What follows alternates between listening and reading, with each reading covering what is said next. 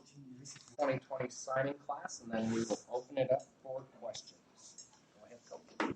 Okay, appreciate you guys being here. And it's a big day. We're going to talk about both signing classes. But first of all, I want to talk about the addition of a new coach, Coach Schramm, Dave Schramm. Comes to us from Weber State. He's the offensive coordinator there with Jay, and obviously on some tremendous teams.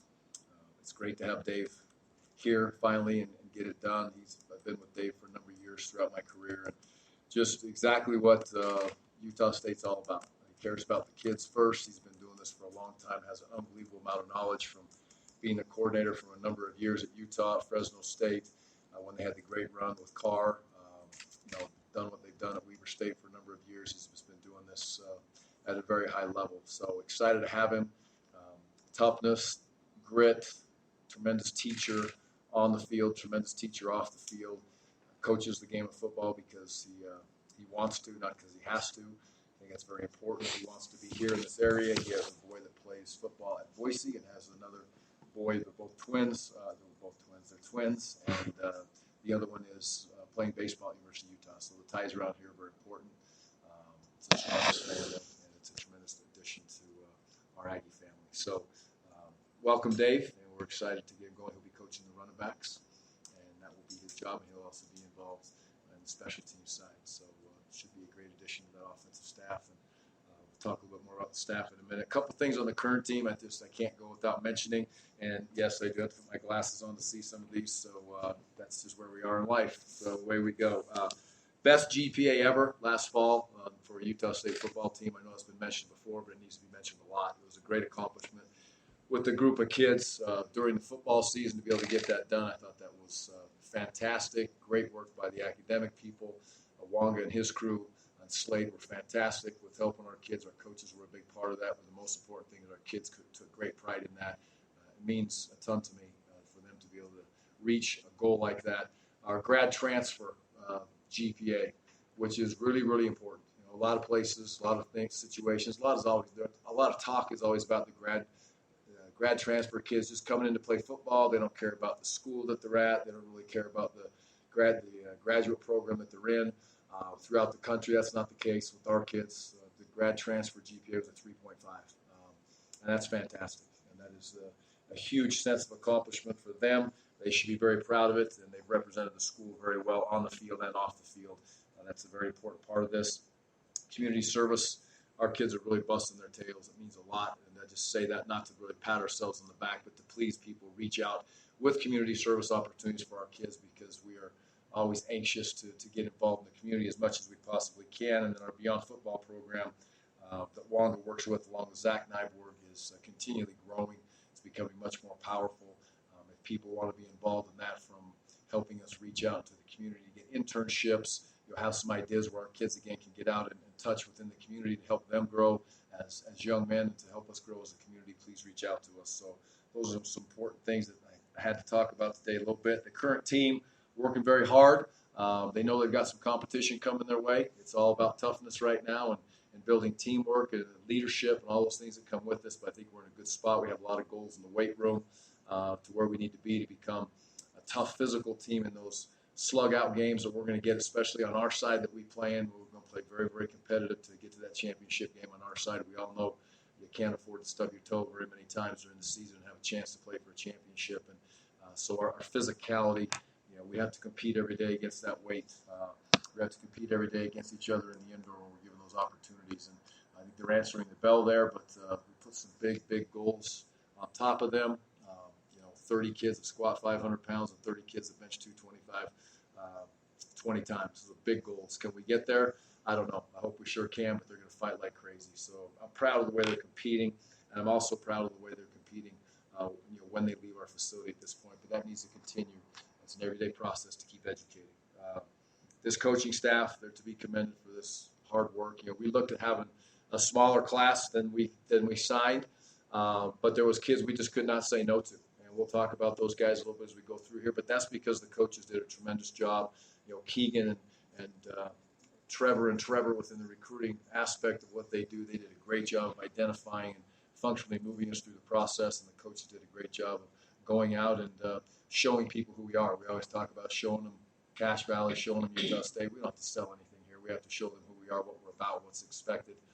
And again, when we got parents on campus, our success rate was through the roof. So, thank you to all the professors, to everybody on campus, from the places we go to eat and be involved in. So it takes us all to be able to get these kids to commit and come to us. So thank you to all the people that were involved in that, especially the coaching staff and the recruiting guys and the academic people who work so hard to present our school the way that it is and not some facade of what we're pretending to be.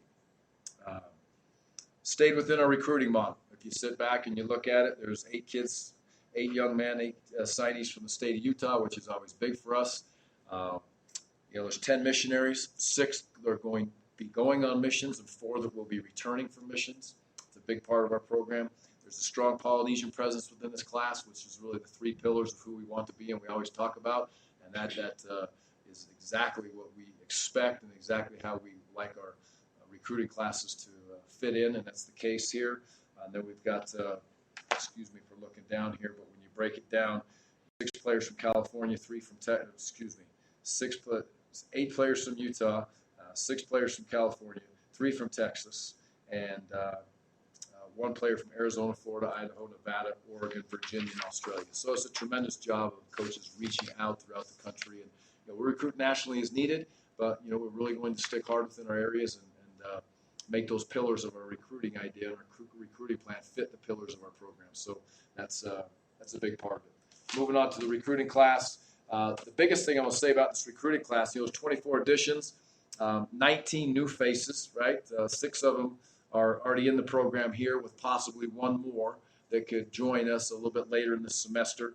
So we'll have 12 or 13 new faces in summer conditioning. That's a low number, just like we thought it would be, but that's a great number to have in there. And I will say about these kids is, all 19 really of those kids, minus the kids that are going to go out on their mission, the 6 that are leaving on their mission, they're going to compete to play.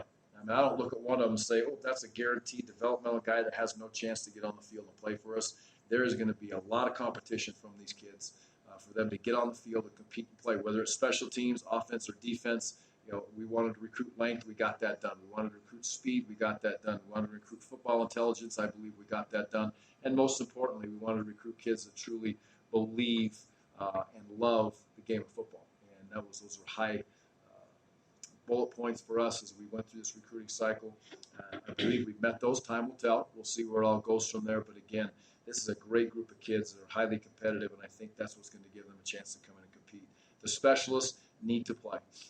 They need to come in and expect to contribute, yes, work their way into a starting spot. They control that. We don't, but the specialist is a big part of this, and we sit in there and say, Stephen, Ryan, and Jacob, what are they going to bring to the table? We need immediate help in that position. We lost some really good players there last year, and we need to create competition in that area. So excited about that. Also the running backs, both of those young men walking in here and coming and competing at a high level at the running back position is something that we need. And then, again, I just say it one more time, is I really believe that those other high school signings will come in here and compete. That's on them to see how hard they work and where they're going to fit into the picture. Return missionaries, I love that crew. That crew, depending on when they come back and where they went, and all the things that come with it. But it's a crew that, if you look at them as a whole, they're long, they're athletic, they compete like crazy. Their film jumps off at you. They love Utah State. They're excited to get back here. Frank Miley does a tremendous job of tracking those young men while they're on their mission. Those guys, I believe, will all be 4 difference makers in our program as we grow forward. Is that going to happen this year? I don't know. Again, that's we'll see as they come in and they get back into shape and all the things that come with it. But that's a tremendous crew, and I think a lot of those kids, I know they have the opportunity to help us this year. We'll see. I know they'll expect to help us, but it takes a while to get those mission legs off you, right? A little bit as we go through time. And the junior college signees, it's not their choice. They have to help us.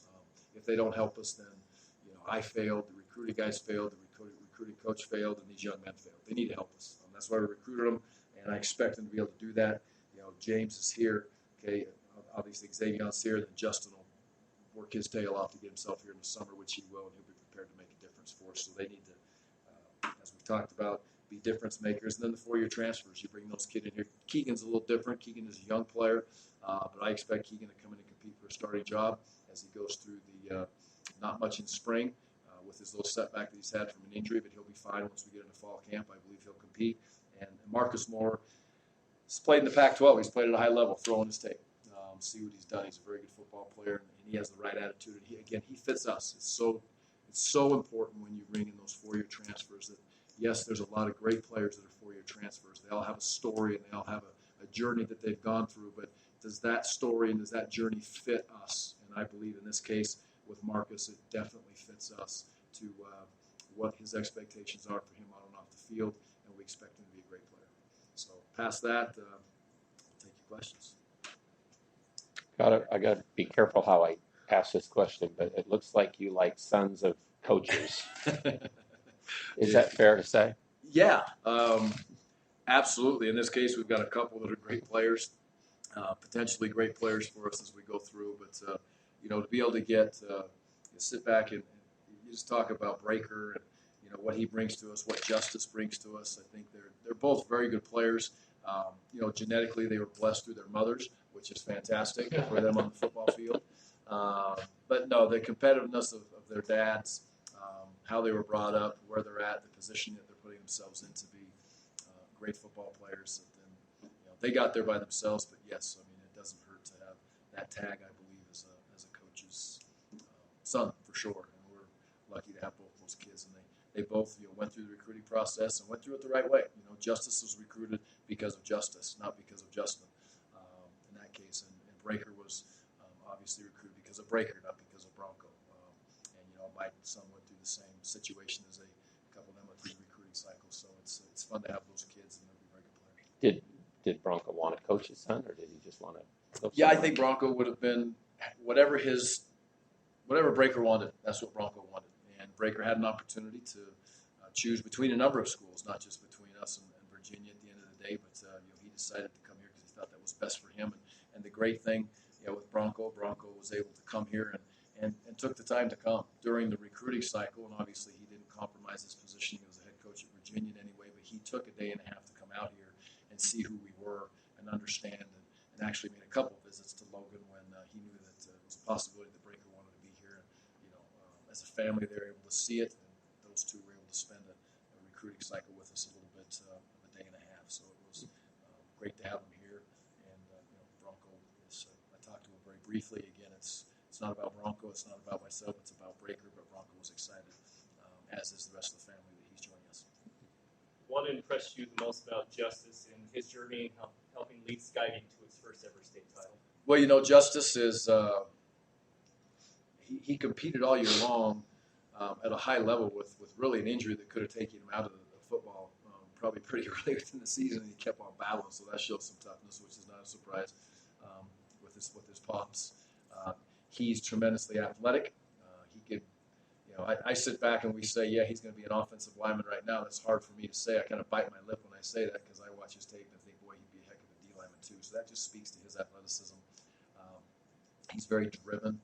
He's focused right now on finishing school the right way, rehabbing his injury the right way, and going out and doing a great job on his mission and hopping back in here and being a great football player at Utah State. So he's full of life and energy and excitement as far as where he wants to go. A soft-spoken kid, but he's not soft-spoken on the field. So, great addition. On the guys on this list, who would you say was somebody that you had to fight really, really hard to get and then ended up getting in terms of competition from other schools? You say that, and there's so many stories behind that. There's some that we had to fight all the way through. There's some we got on, locked on into them pretty tightly, and then all of a sudden, they throw out that graphic and say that they're committed. Then the world knows, and it gets more competitive. But if I just study down, John Gentry, that was a battle to the very end, and just what a strong family, what a strong parents. It's a perfect example. They don't know, AJ's here, right? And the same high school, same North Shore. AJ's had a tremendous experience in his short time here as a freshman. But him and John are very close friends.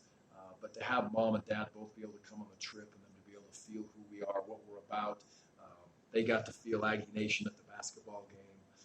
Those things are big. And the expectations of, understanding. I think the dad had a really, really good understanding of the recruiting cycle. And, the challenges that we face in this league. They were recruited